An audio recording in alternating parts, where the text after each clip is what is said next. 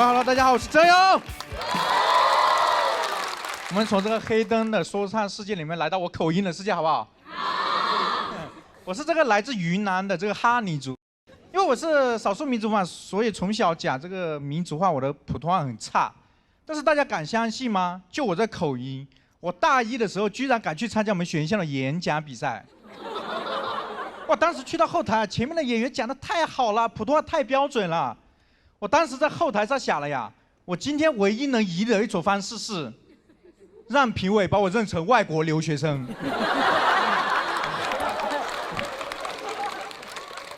所以我上台之后疯狂学那些留学生说话，我甚至为了拿高分，我学他们喊“我爱中国”。而且我这个哈尼族是生活在一个去年非常火的一个山区，叫哀牢山区，大家刷到过吗？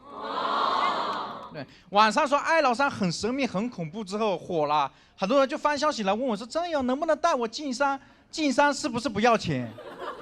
我说：“是的，我们那里进山是不要钱，但是救援要钱。我们那里的 GDP 现在就靠救援队拉动啊。”所以因为是山区，所以我这个普通话很差的，还有一个原因是小时候老师的资源非常落后。我普通话那么好，要感谢我的小学语文老师。他身兼多职，他同时是我的数学老师，我的副校长，也是我的大姑爹。大姑爹就大姑父的意思。他没上过什么学，就来教我们了。就你们遇到过一种情况吗？就是老师跟同学一起解题，同时解不开。啊，这道题被侯佩岑老师解开了。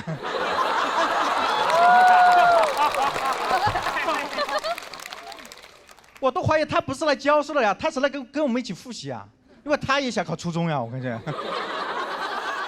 但是他比你们的小学语文老师伟大多了，因为他的确做到了，把毕生所学都教给了我们啊。哎，这其实就是我们学校的那个环境非常差，我们学校就在那个村子里面，旁边是村民养的那些家禽家畜。小时候大家也做过那个鸡兔同笼的题。我们都不用算，我们直接出去数。但我数了很久，告诉大家一个正确答案：鸡和兔真的很难同笼啊！这动物根本关不住，它跑进来学校里面捣乱。有一次，老师在黑板上面解题，有2头牛就冲进来了。我们说：“老师牛啊牛啊！”老师说：“谢谢谢谢。”但是他转过来之后，发现情况不对劲，他要立马紧急停课，想让赶我们走，让我们回家。但是我们一个学生也没走呀，我们想看呀。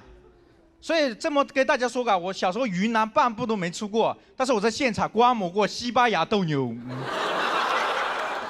所以小时候一直感觉我一直跟动物生活，这给我留下了那深深的印象，以至于我长大之后去酒吧，我那个逛山园的游戏都脱口而出。啊！记得有一次喝酒醉了，别人问我动物园里有什么，我说有教学楼。他说没有，我说有大姑爹吧。教材也非常落后，教材是一代代传下来的，他们会在上面乱涂乱画。我印象深刻的一个教材，课本上齐白石的虾，到我这里的时候已经在约压锅里了。他们还把课本上所有人物的这个眼睛涂掉，就抠掉，就是人家齐白石画虾，他们把齐白石画虾。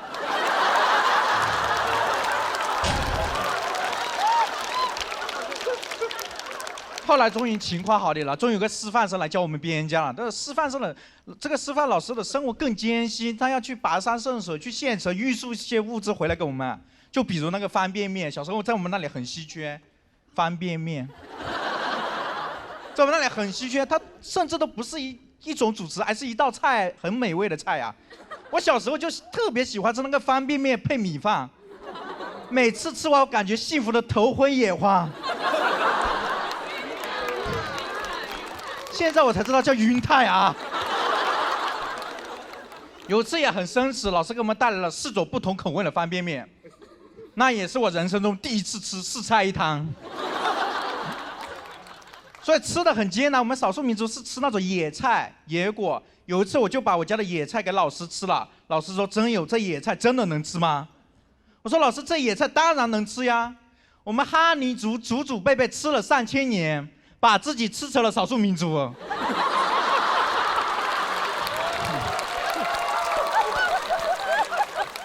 但是我们现在边疆条件好起来了啊，赶上了时潮，还喝上了新上市的统一春福备茶，采用生活工艺啊。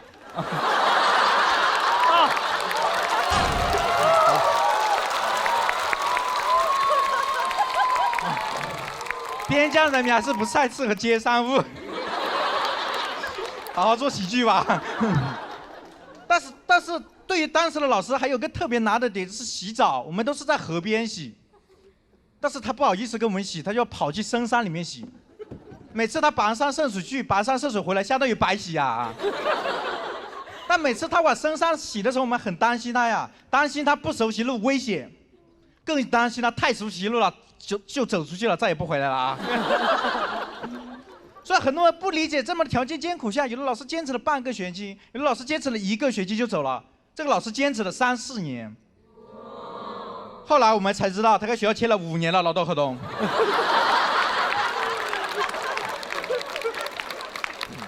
不过这个老师特别好，他坚持了6年才走的。老师还特别好，走之前还跟我说：“曾勇呀，我特别看好你，你一定要努力走出前面这座大山。”我说：“可是老师，走出前面这座大山，对面是越南。”但我今天想在这个舞台上跟老师说，欢迎老师回到我们边疆，现在我们那里有洗澡的地方了。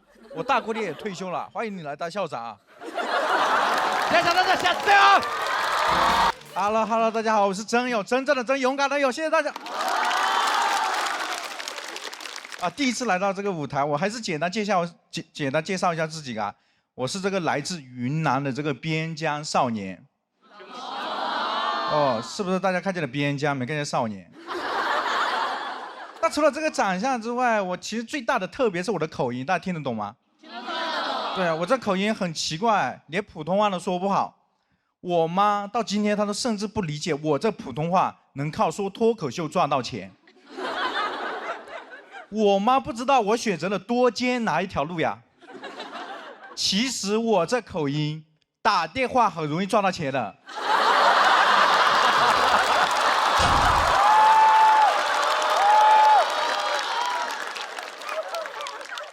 我这口音也给我带来很多困扰。我这口音给我带来最大的困扰是那个读书背文言文的时候，老师说我的口音话比文言文还要难听懂。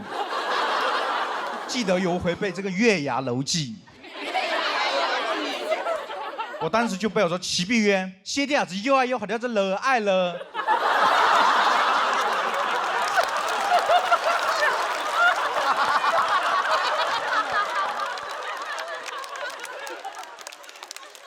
后来这老师生气的跟我说：“真勇，要不你拿你家乡的方言背背吧，这样至少能保证月牙楼在中国。”但其实造成这口音的原因是我说少数民族话，我是少数民族，而且出生在那种多民族聚集地。我告诉大家，我是那个出生在云南省红河州金平苗族、瑶族、傣族自治县的哈尼族。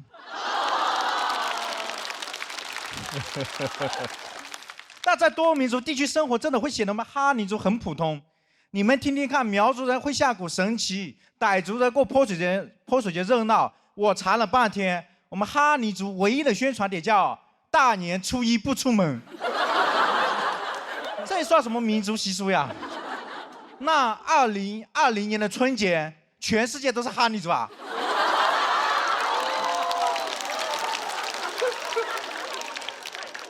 但是很多人对我们这种多民族地区很好奇。之前就有人问我说：“你们那边是不是还有民族住在那个部落里面？”部落。我们那边早就改名了，叫社区。刚改的时候，还有人说要派几个物业来保护我们。我们说好的，我们会保护好这些物业。还有人更好奇啊，之前有人跑过来跟我说：“真有，你们那么多少数民族，小学的时候一起读书，民族之间不会有文化冲突吗？”我我小学的时候连文化都没有。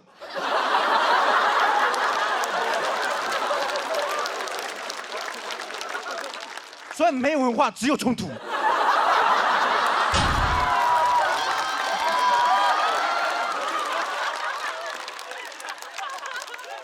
以前我们的冲突根本打不起来啊，因为我们根本听不懂对方在骂什么啊。除了少数民族聚集地之外，这里还是祖国的边疆边境。我告诉大家，我出生的地方有多边疆。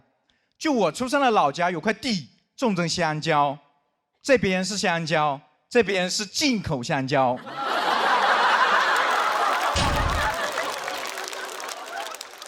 就有多边呢？就是我国最著名的那个边塞诗人王昌龄，他对我们来说他是内陆诗人。他被分配的那个边疆，要到我现在的老家，还得再被分配一次。有的人出生的地方条条大道通罗马，我出生的地方条条小路可以到金三角呀。但我特别不能理解的一个点，我今天生活在成都，我妈生活在这样的老家，她特别担心我在成都被人卖到缅北。我说妈，更应该注意人是你吧？我在成都离边界线1000多公里，你在老家离边界就只有1公里。但我妈这个人特别乐观呀，她跟我说：“孩子，我担心啥呀？对面的现在我熟悉了呀，被骗过去了，我骑个摩托车就回来了。”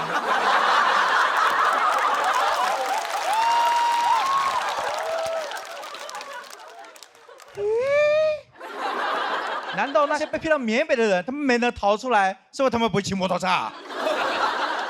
而且摩托车如果在缅北这么管用的话，社会应该给我们云南边界1人辆摩托车，特别是我们那边外卖骑手的电瓶车换成摩托车。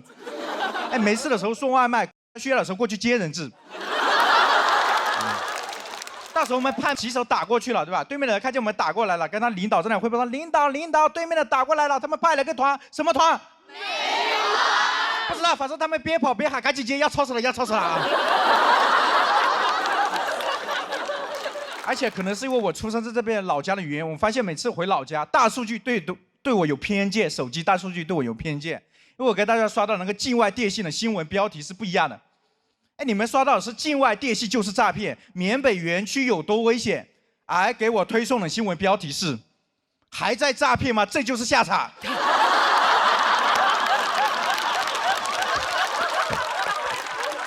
好，今天讲到这里，现在我是边疆少年郑勇。好，大家好，我是郑勇。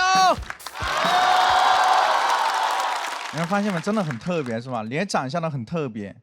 现在很多观众说我长得像那个刘仁成加小罗的合体版，但我其实更想长得像小罗一点啊。我说喜剧，不是长相哈。我最特别的还是这个我的口音，因为我没怎么会说普通话嘛，你们也听得出来很特别。但是做脱口秀给我带来一个最难的点是，我辛辛苦苦写了很多梗，最后都还没有我的口音搞笑。那除了口音之外，我还有一个特殊的身份是云南的嘛，我给大家简单介绍一下自己啊，我是那个来自云南省红河哈尼族彝族自治州金平苗族瑶族傣族自治县的哈尼族演员。所以就是我现在什么民族话都会，就是最不会的就普通话。但我现在不理解的是，比赛真的很累，现在都已经比到第3轮了，节目组还没告诉我少数民族啥时候才能加分。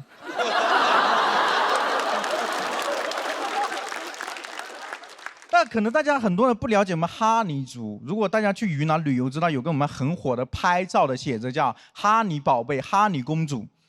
我还真的去显真馆里面看了呀，里面居然有70、80种我们哈尼族的衣服呀，我居然1种衣服也没见过呀。我就说怪不得我们哈尼族以前这么穷呀，我们老祖宗天天研究穿搭能不穷吗？你看别的民族的祖先都在那研究什么机关枪、火炮，我们民族的祖先在那研究 OOTD。那这个地方说出来又如何呢？我小时候有个非常离奇的经历，就是我们那边条件很差，差到什么地步啊？我们那里是整个湖南电视台综艺节目叫《变形记》最大的供货商，差点就把我供上去了啊！就是那些选角导演看到我们那里的山区孩子啊，都在那里感叹说，这哪是贫穷的地方呀？我们节目组从未打过这么富裕的仗。同样是发泄西大陆，他们比哥伦布开心多了，我们比印第安人听话。那刚开始节目组来我们那边挑人的时候，我们不知道什么状况呀，我们很害怕呀。传闻来了一批人，不知道来干嘛，然后又听说每隔一段时间都有个孩子消失。大人也不着急，也不去找，回答的也很吓人呀。他说你要想他呀，7天之后就回来了。我们那里大家都很穷，不知道和城里的贫富差距有多大。只有城市的主人公来之后，我第一次意识到贫富差距。因为当时这个城市的主人公跟我们说的是，他录不下去了，太辛苦了，能不能悄悄的带他去县城里面买东西给我们小费？说带了好几千块钱来。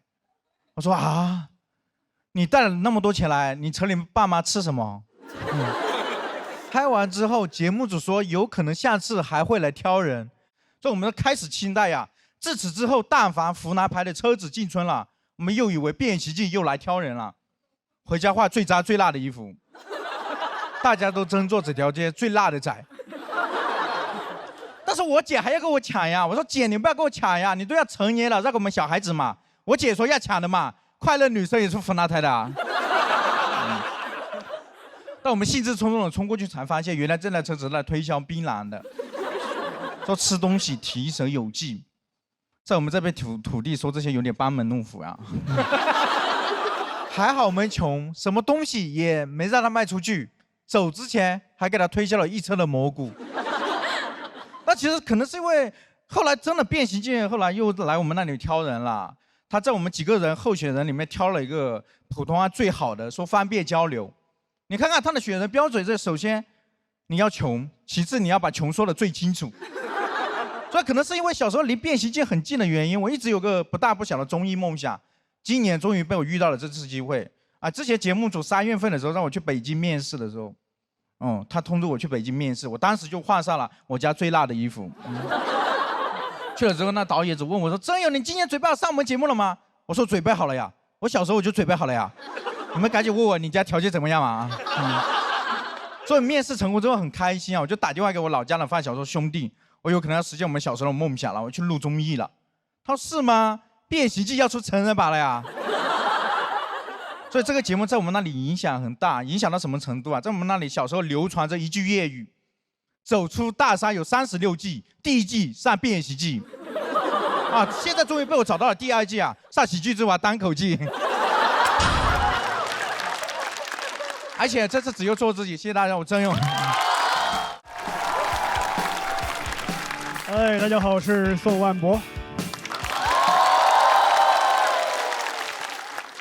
我最近才听说一个心理学上的词汇，叫抒情障碍，说的就是有些人在情感方面不太会表达，越亲近的人他说话越难听。我们家就是这样，我们家里人都习惯把爱埋藏在心里，所以我们家就是一个障碍家族。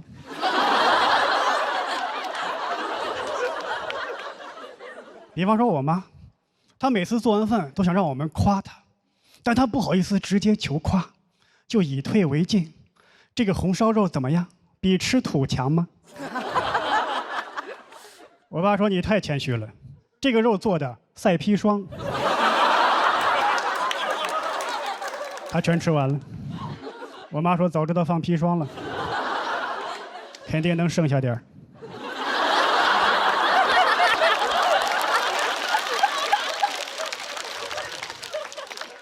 我爸倒是经常夸我，但他夸我那话还不如打我一顿呢。吃饭的时候，我给他递一双筷子，他说：“就是比养条狗强。”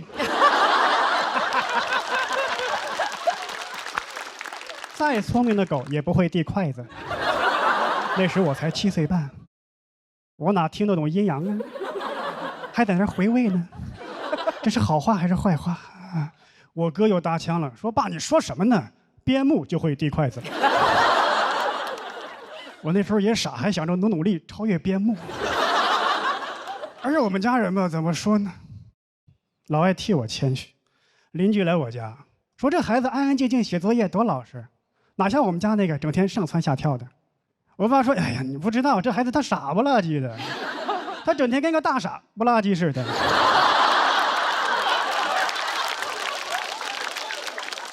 邻居说：“我那孩子他老爱犟嘴。”我爸说：“这孩子他听不懂人话。”接着两个人陷入了一种非常奇怪的攀比，比着说谁的孩子更不是东西，感觉像两个中年 rapper 在 battle， 但他们不 diss 对方，光 diss 自己孩子。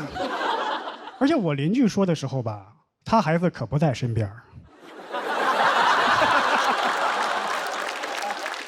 我爸说我的时候，我就在旁边坐着，我还不能走，我要一走，你看这孩子说他两句就走了。你感觉中国人很多时候啊，都喜欢把好话留给外人，坏话留给自己。你看以前称呼对方令郎、令爱，自己的犬子、犬女，关键犬子都已经算是我的尊称了。毕竟我刚跟边牧打个平手，所以以后我应该叫木子。我姓宋，就叫我宋木子。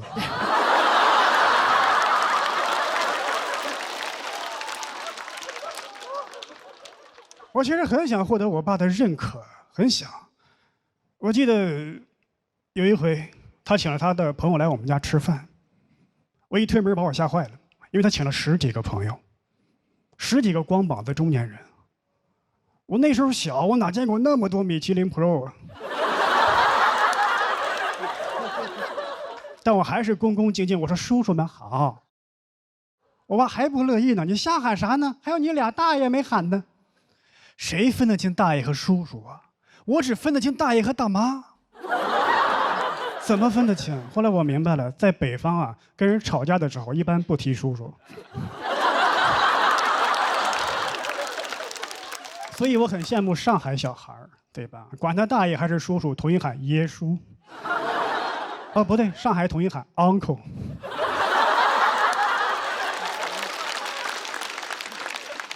还有一点就是平时在家里啊，特别喜欢给你上纲上线，你也不知道为什么，不小心打碎了一个碗，你能端住啥？这个瓷碗端不住，将来铁饭碗你更端不住。怎么说呢？才10岁我就被取消了考编资格，所以我从小跟我爸就不太亲近。我不知道在座有没有类似的感受，就是每次爸爸出差啊，你不希望他回来。就他在外边别死，但也别回来。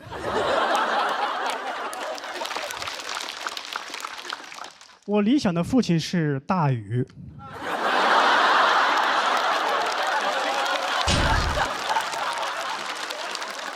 就每次一路过家门，哎，还有一个更理想的父亲是圣诞老人。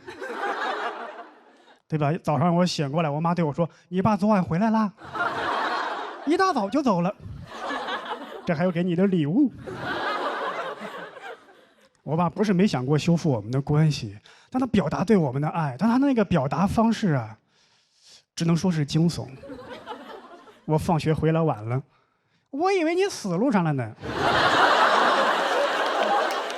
你看他就不如我厚道，我希望他在外边别死。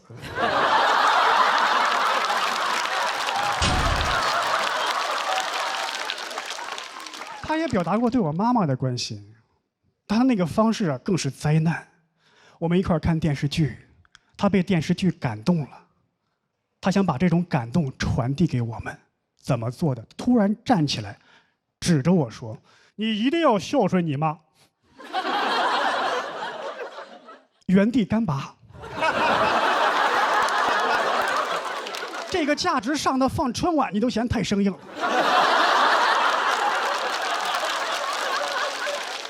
他愣是说出来了，说完他扭头走了，因为他也觉得太生硬了。我妈还得打圆场，不孝顺我也行，你一定要孝顺你爸。看个剧感动成这样，关键我们当时看的那个剧，它是《水浒传》呢。我爸对我影响很大，在他长期教育之下呀，我逐渐活成了他的样子。我也不会表达。其实我爸每次出差，我真的很想他，但我说不出来。他每次回来，我妈说：“你快去接他。”我说：“好嘞，你去接他。”一到门口，我们相顾无言，不知道怎么办。外国人会拥抱，我们不会，我们俩就。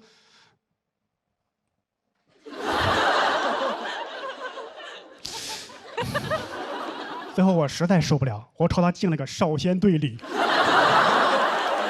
我爸哪见过这个呀？他还了我一个，感觉我们俩还能再来一段课间操。所以我从小到大我都不会表达，我也很少跟人来往，我很容易就把朋友处成父子。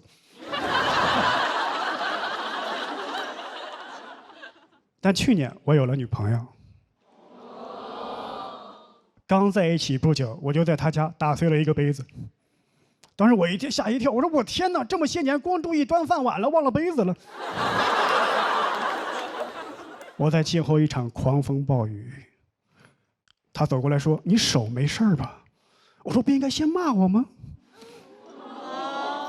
没有。接下来我们把碎片收拾好，放进垃圾桶。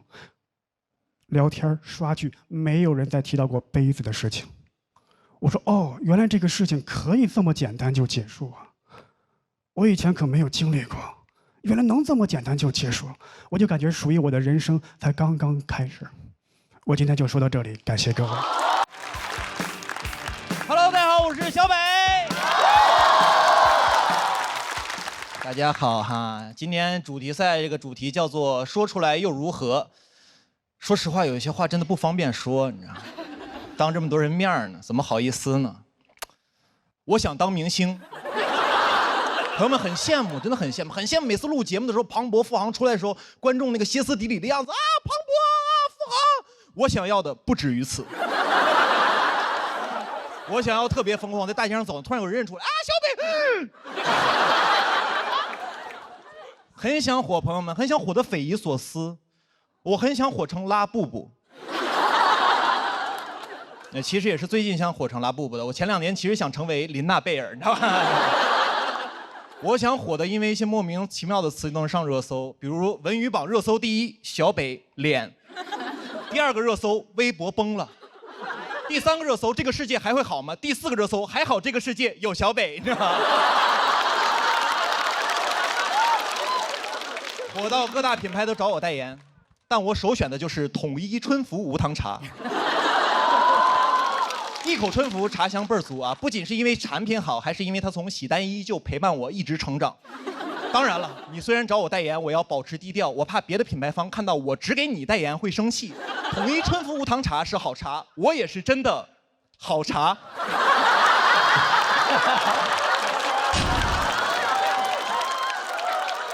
商务写的都这么好笑，你说说还得了啊？朋友们，我想火成什么样子？我想火到现场的嘉宾都不敢点评我，因为他们怕被我的粉丝网暴。即使有嘉宾啊点评我2句，批评我2句，我也不在意，因为我明白他最近想走黑红路线。他说我段子谐音梗全是烂梗，我让他感受一下北家军全军出击。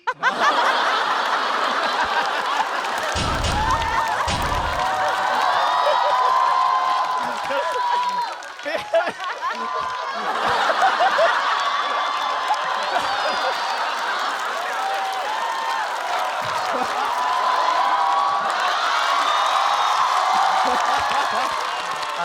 呀，而我没有这样的粉丝啊。回去吧，回去吧。没有这样的粉丝，朋友们，我的粉丝不仅不会替我出头，还会把我推出去。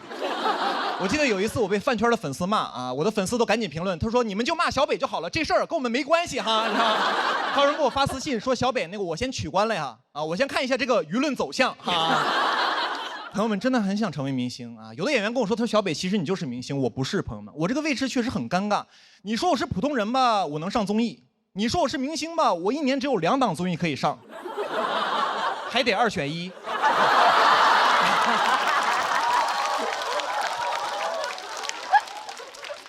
我真的是不算明星，朋友们，我顶多算一个知名老百姓啊。但我确实接过几个活啊，有过几次这个明星的体验券啊，每次感觉大家都非常好，对我都很在意。我记得有一次我去拍戏，刚进那个片场，所有人都对我特别尊敬，说小北老师好，小北老师好，小北老师好。当时没走2步呢，已经桃李满天下了。对你也是嘘寒问暖啊。刚才坐在休息室啊，问我北哥那个你想喝点什么咖啡啊？我说都行。他又特别贴心，点了一杯美式，点了一杯拿铁。然后我说你想喝哪杯你就先拿一杯吧。他说他也都行，我俩就僵在那儿了。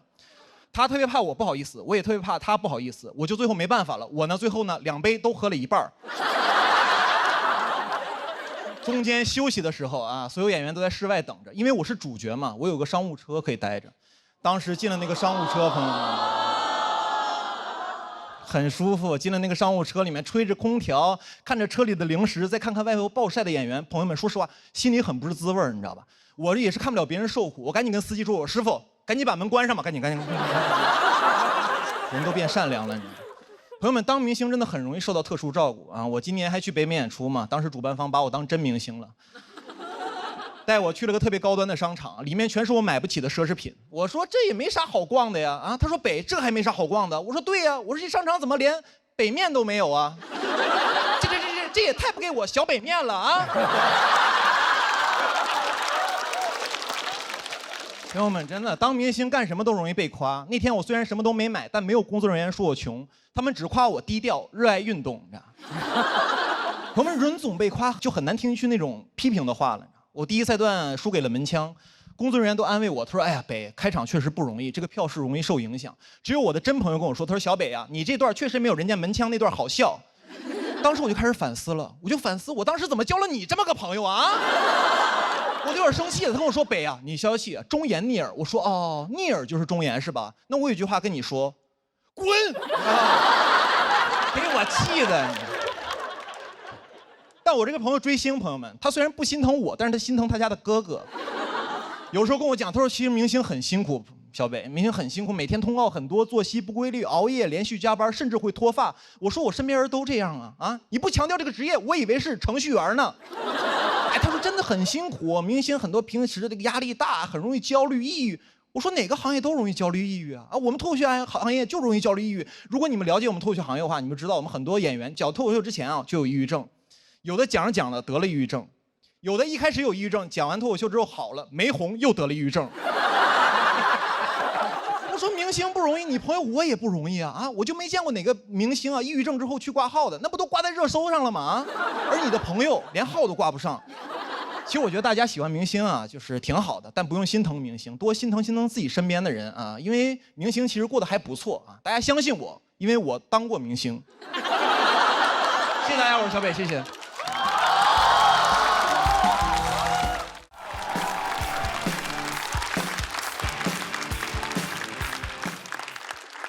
哎，嗨，朋友们，你们好，我叫辛博。我32岁了。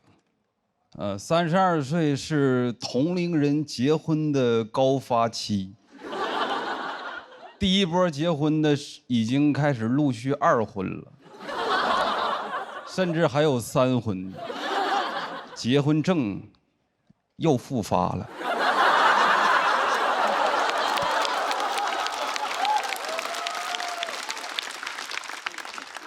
经常在微信上收到婚礼请柬，那种电子请柬收到过吧？作为一个被邀请的人，我只关心什么时间在哪儿办。但想了解到这些信息，我必须得先看一组新人大片儿，没法跳过，咱们就得被他们的爱强制爱。翻了半天，7月2号在秦皇岛阿那亚拍的这组婚纱照，我说你真行，去得起阿那亚，去不起图片水印。那照片怎么说呢？真好看，真甜蜜，但有的时候也真不像啊。我生活里也不长这样，我都眯着眼睛往后滑。滑到最后还是一个植入的广告按钮，叫我也要制作。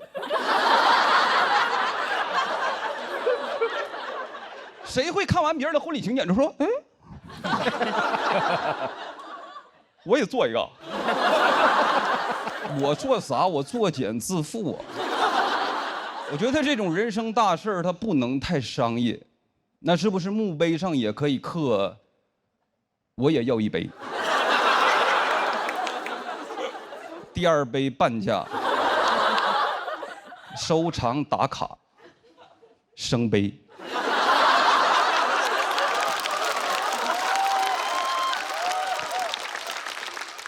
要免广告，得做请柬的人办会员。我研究了一下，婚礼请柬的会员分2种，一种叫包年会员，一种叫终身会员。婚礼请柬的终身会员，就没盼咱们好，活到老，结到老，倒是适合那些结婚证高发人群。还能发弹幕，我不喜欢婚礼请柬里边的弹幕过于和谐，咋就没人发？只有我一个人觉得不好看吗？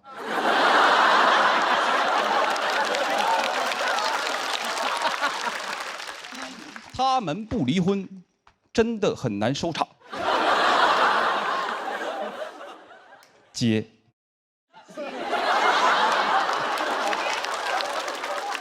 电子请柬最让我讨厌的是它能转发，收到过我前任的，他没给我发，但大家应该都有那种共同见友，谁能不好奇点点？我也转发，发给我爸，用他的手机发弹幕。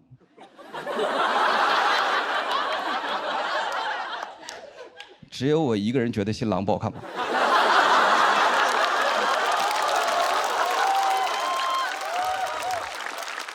快乐持续到见友给我转了一张截图，我才知道这玩意儿后台有个功能叫谁看过我。图中显示辛博第15次查看了你的作品。我就是他婚礼请柬的榜1大哥。还有转发记录。辛博爸爸。通过辛博的转发查看了你的作品，我也不知道什么时候改的微信名，可能是知道了我要上节目。以前他叫不慕虚荣。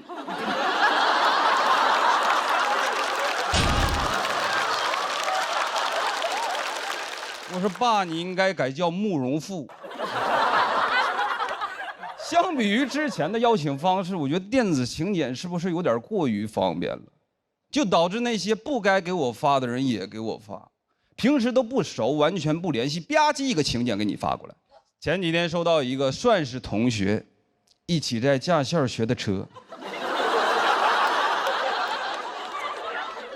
一个请柬加条语音，老同学想你了。我能收到微信里每一个跟那能产生对话框的都能收到。应该也包括文件传输助手。拉黑他不过瘾，我也要制作，我也给他发，给他冲冲喜。老同学，我在婚礼也很想你。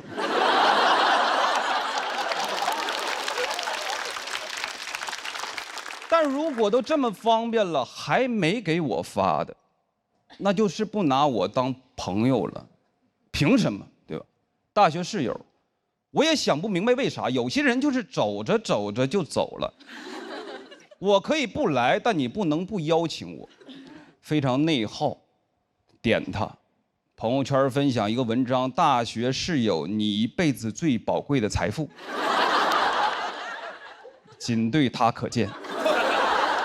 分享一首歌，睡在我上铺的兄弟。我亲口唱的，我怕他没有会员，没有反应。随着婚期临近，我愈发的心烦意乱。小某叔说这是婚前焦虑的表现，要我积极备婚，有问题直接跟我的新郎沟通。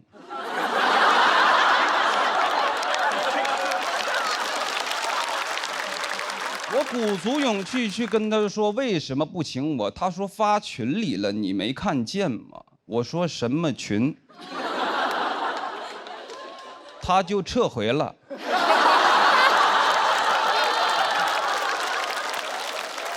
我看见了。跟我说我结婚来聚聚呗，我也不知道咋回，还是输入法比较了解我。刚打出了祝你，就联想出了早日康复。但回想，就算他第一个就邀请我，又如何呢？我也得在心里边先量化我们的感情，还值多少钱，减去差旅成本。如果是正数，那就是礼金；如果是负数，那就是来不了。他的大喜之日就是我的出差之时。我说不好意思，领导派我去一趟巴塔哥尼亚。婚礼邀请好像对双方都是一件很难直接表达真实意愿的事儿。我想好了，以后我做请柬我就不放时间地点，这样能让大家多看几遍我的新人大片儿。